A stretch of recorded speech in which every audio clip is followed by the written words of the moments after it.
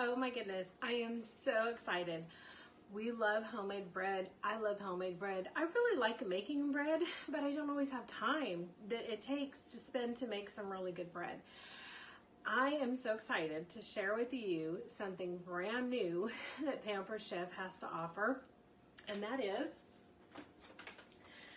our sourdough bread mix.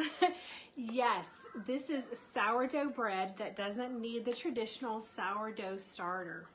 I'm so excited, and we're gonna give it a try today. All right, we're ready to make our sourdough bread. And what I love about this recipe is all it takes is water. 1 cup, warm water, that's it. So you don't need to worry about having any extra ingredients to make the bread. It's just 1 cup, warm water, and the mix. So what we're gonna do is put the mix in the bowl. 1 cup warm water. And then combine it. And once it's done combining, we're gonna let it sit and rest for an hour. Then we'll form it and shape it into our loaf of bread. And there it is. We're gonna cover it and let it rise for 2 hours. I think I said an hour earlier, but I meant 2.